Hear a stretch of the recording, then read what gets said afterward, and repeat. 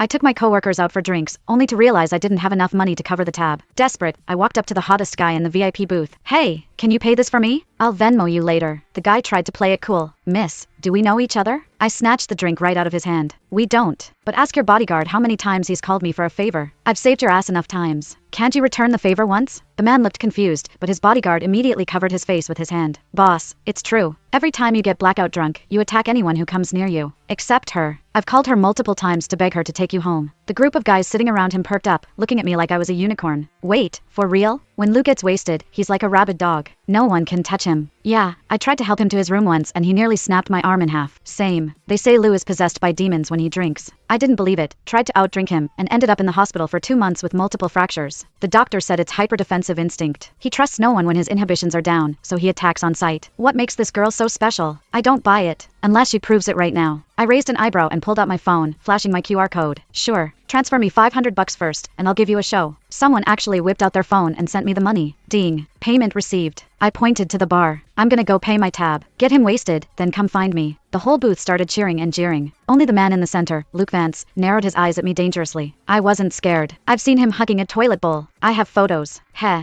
Look at him now, sitting there like a king in his VIP booth, all elegant and refined. A total fraud. I'd already seen him at his worst. I paid the bill and sent my coworkers home. Then I walked back to the booth. Hey, I took the 500. I had to deliver the show. Luke's friends were trying their hardest to pour drinks down his throat, but Luke wasn't having it. He grabbed my wrist, dragged me out of the club, and shoved me into his Maybach. Slam. The door shut so hard the car shook, like a shaken soda bottle finally popping its cap. I rubbed my nose. Hey, it's not my fault you only trust me when you're drunk. It's annoying for me too, you know? It all started 6 months ago. I was leaving work late when I saw a guy sprawled out in the middle of the street, using a city bike as a blanket. It was hilarious. Being terminally online, I had to take a video. But when I got closer, damn, what a face. Too bad he was wasted, reeking of alcohol. He was muttering about being thirsty. I took out my water bottle and poured him a cup. He was surprisingly obedient, gulping it down. I tried to wake him up. Hey, you can't sleep on the street. Where's your phone? I'll call your friends. He ignored me, snoozing away on the asphalt. I had no choice but to pat him down. Found his legs were incredibly long. Like, model long. I found his phone, unlocked it with Face ID, easy when they're asleep, and FaceTimed the first contact on his list. I pointed the camera at his face. Hello? This phone's owner is sleeping on the street. If you're his friend, come get him. The guy on the other end didn't even ask for a location. He just screamed, back away from him. 5 feet. Now. I thought he was worried I was going to rob the hot guy. I scoffed. Relax, I'm not interested in drunks. I'm sending you the location. Hurry up. The guy yelled again. Do not ignore me. Unless you want to die. Psycho. I hung up. Then I sat on the curb to guard the guy. He decided my thigh was a better pillow than the bike. He slept like a baby under the moonlight. 10 minutes later, the friend arrived and